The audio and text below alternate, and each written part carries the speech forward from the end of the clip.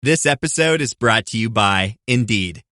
When your computer breaks, you don't wait for it to magically start working again. You fix the problem. So why wait to hire the people your company desperately needs? Use Indeed's sponsored jobs to hire top talent fast.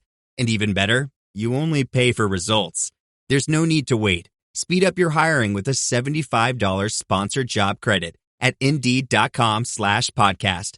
Terms and conditions apply. Purina believes no one should have to make the impossible choice between their own safety and their pets. But nearly half of domestic abuse survivors delay leaving because they can't bring their pets with them. Through the Purple Leash Project, Purina is helping create more pet-friendly domestic violence shelters so survivors and their pets can escape and heal together. Visit Purina.com/purple to learn more. The More Money Show with Steve Moore on the Red Apple Podcast Network. All right, folks, this is the More Money Show. Thank you so much for joining our second hour. We're going to go right to one of the financial gurus of the country, who is the smartest person I know in terms of investment advice and what's going on in this crazy American economy. I'm talking about the great David Bahnsen, who is one of the top guys. You see him all the time on Fox Business News, Fox News. He's the author of two books that I talk about all the time. One is called Full Time, which is about the virtues of work. And the other one, which is also a favorite of mine, called There's No Free Lunch. So this guy has all the answers when it comes to money. So David Bahnsen, thanks for joining. And I'm going to have to ask you a question that's been asked throughout the ages. Can money buy you love?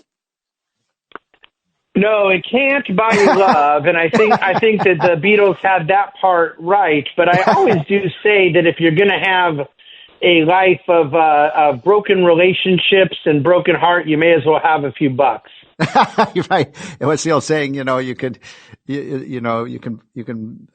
you have a choice of marrying a rich person or a poor person, why not go for the rich person? Incidentally, David, this is my 10th anniversary today with my lovely wife, Ann. So want to do a little shout out for her.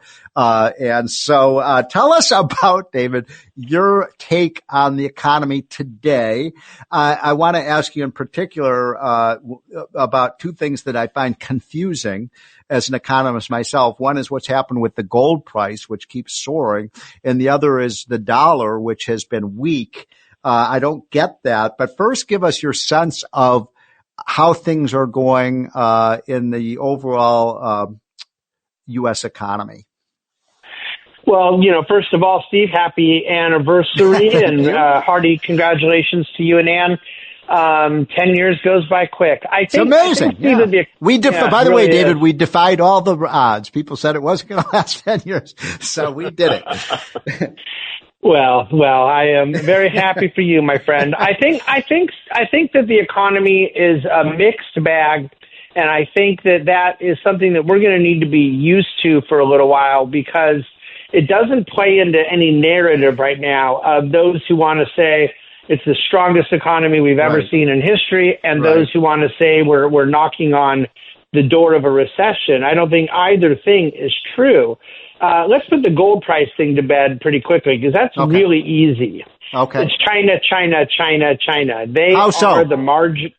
They have bought like crazy. They have bought a ton of gold. Now, it has come down about 7 or 8% pretty quickly in the last couple of weeks, but you basically have had a trader's moment where gold has had a big run, and it is in concert with a substantial increase of Chinese buying. And central banks around the world are generally the only thing that does move gold substantially. And what people have said is, you know what, gold goes up because all these countries are running big deficits or central banks are acting crazy. And I just want to point out that you can't make up a decade where central banks and governments acted more irresponsibly than 2011 to 2021. You had all the QE, all the zero interest rates, trillions of dollars of negative yields around the world. Right. And gold didn't go up $1 for 10 years. Why is that? It was because gold is not really acting in concert with what people believe is happening in policy. Gold just got back to its inflation-adjusted price of 1980 a few weeks ago. Gold is just something that people make a lot of money on trading, and it tends to go up when central banks are buying a lot of it, and it tends not to when central banks aren't. China's been a big buyer. So one thing I saw, David, I saw a chart the other day that we'll probably put in the hotline on Monday or Tuesday, and it showed a lot of what you're saying. What you're saying is exactly right, that the Chinese are buying gold. And what was interesting, and Larry Kudlow talks about this on his show, that while they're buying gold, they're selling U.S. securities. Yeah, and it's something I kind of want to talk to Larry about, because what we know, Steve, is that they had $1.3 trillion of Treasury bonds 12 years ago, and they have about $800 billion now. That's a pretty big sale, right? That's a pretty big sell-off. Well, but it isn't. I don't think that any of it was sold. It's possible. We don't have any way of knowing. I think it was Treasury bonds that matured that they didn't reinvest. Oh, I see. So they just weren't buying. That's right. They weren't replacing bonds that matured. I see. And so what BlackRock and Goldman Sachs and others have speculated is that China is still buying U.S. securities, but instead of treasuries, they're buying Fannie Freddie. They're buying mortgage securities that are still going to provide the currency issue that they're trying to affect, but not add to their U.S. Treasury position. Okay, so the bottom line here then, what I'm hearing from you, and correct me if I'm summarizing what you're saying is not exactly right, but that we should not be too concerned about the rising price of gold? The More Money Show with Steve Moore on the Red Apple Podcast Network. If you're looking to create, grow, and sustain your wealth, download and subscribe to the Pain Points of Wealth podcast at BeBullish.com with Bob, Ryan, and Chris Payne. It's your podcast for market insights, money tips, and real talk on the economy. Download and subscribe at BeBullish.com. Tito's Handmade Vodka is America's favorite vodka for a reason. From the first legal distillery in Texas, Tito's is 6 times distilled till it's just right. And naturally gluten-free, making it a high-quality spirit that mixes with just about anything. From the smoothest martinis to the best Bloody Marys. Tito's is known for giving back, teaming up with nonprofits to serve its communities and do good for dogs. Make your next cocktail with Tito's. Distilled and bottled by 5th Generation Inc., Austin, Texas. 40% alcohol by volume. Savor responsibly. The More Money Show with Steve Moore. Entertaining and informative. On the Red Apple Podcast Network. Well, no, I don't think there's anything to be concerned about in the rising price of gold. I think there's plenty of things to be concerned about. But I don't think it's but not gold price. The gold price that tells you. Yeah, I think. But hold on, Dave, because this is an important point. Because I've always have said that gold is basically, people buy gold for 2 reasons. They buy it because they're worried about inflation. Right. It's a hedge against inflation, and they worry about, a financial catastrophe, and they rush to gold.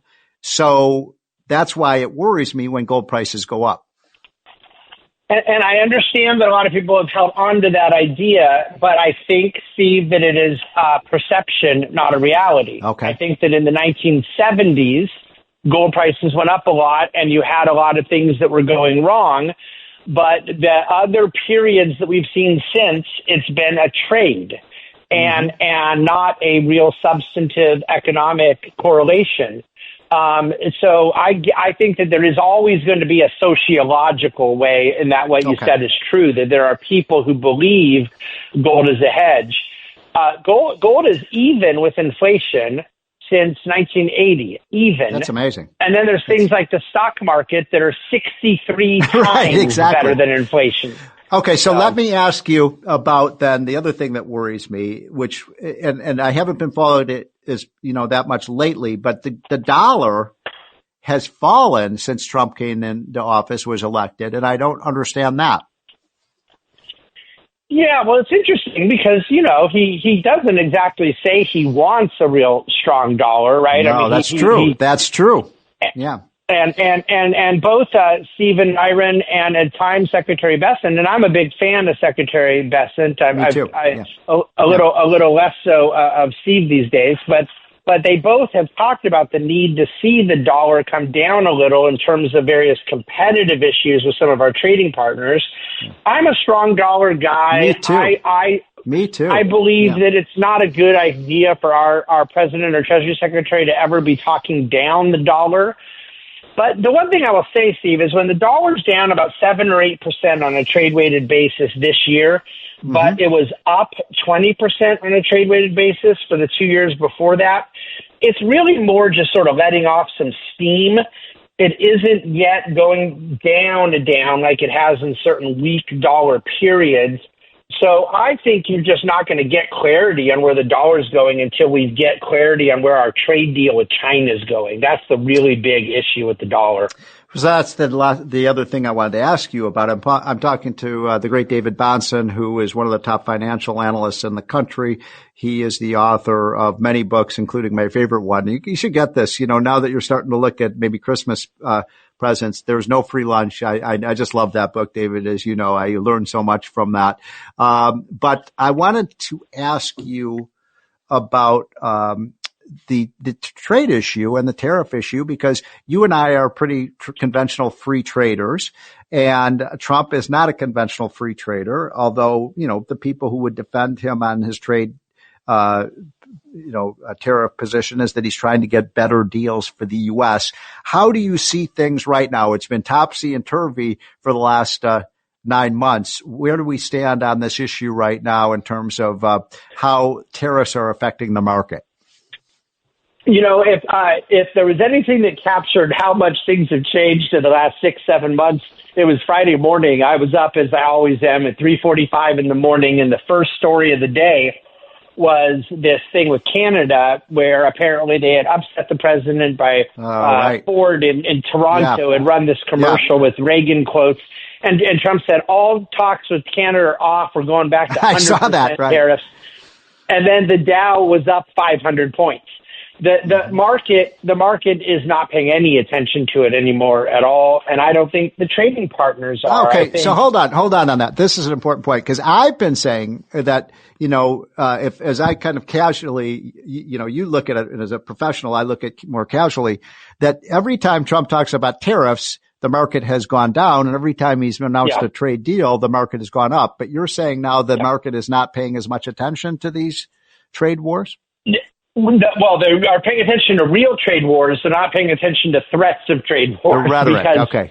Got it. Yeah, I think it's been overdone. And if the markets are blowing it off, I think the trading partners are blowing it off too. There is real risk in what's going to happen out of these negotiations with China. And President Trump has really talked down some of those expectations, even as recently as this morning. It's the first time I heard him say, we're going to have to give up a little bit ourselves here, where normally the rhetoric has been, his negotiating tactic has been a little more bravado. So my suspicion is that there's going to be big winners on these trade deals, and obviously NVIDIA and some of the big tech companies of America have been winners so far. My concern, Steve, is the small businesses that I think don't have the same pricing power, don't have the same negotiating clout. I think that there's some real damage being done out there. Well, David, those are great words of wisdom. Incidentally, we've really only got 1 minute left. China, China's economy is not doing that well as I look at it. No. How do you see things in China in just our last minute? Yeah, I think they're very concerning, very weak. I think that they have increased what they're exporting to other countries, but their exports to us are down. But they are dealing with a very deflationary mess out of their real estate bubble. The difference that China has is, of course, politically. With a totalitarian, communist-type government, they don't really have to worry as much about being popular, but they have done a terrible job because they don't have freedom in pivoting their economy to be more consumer and producer balanced. And so they just lack the economic strength that a freer economy would give them. And then they're facing what I think is going to be big demographic challenges as well. Me too. Well, I will take freedom and democracy any day of the week, as I know you would as well. David Bahnsen, thanks so much for joining on this Saturday afternoon, and we'll be right back, folks. This is the More Money Show. Thanks for listening to More Money with Steve Moore. You can hear More Money with Steve Moore Saturday afternoons at 1. If you like the podcast, share it with your friends and listen anytime at WABCRadio.com and download the WABC Radio app. Hit that subscribe button on all major podcast platforms. Plus, follow WABC on social on Instagram, TikTok, Facebook, and X. See you next time for a new episode so you never have to wonder, what the heck is going on here? If you're looking to create, grow, and sustain your wealth, download and subscribe to the Pain Points of Wealth podcast at BeBullish.com with Bob, Ryan, and Chris Payne. It's your podcast for market insights, money tips, and real talk on the economy. Download and subscribe at BeBullish.com.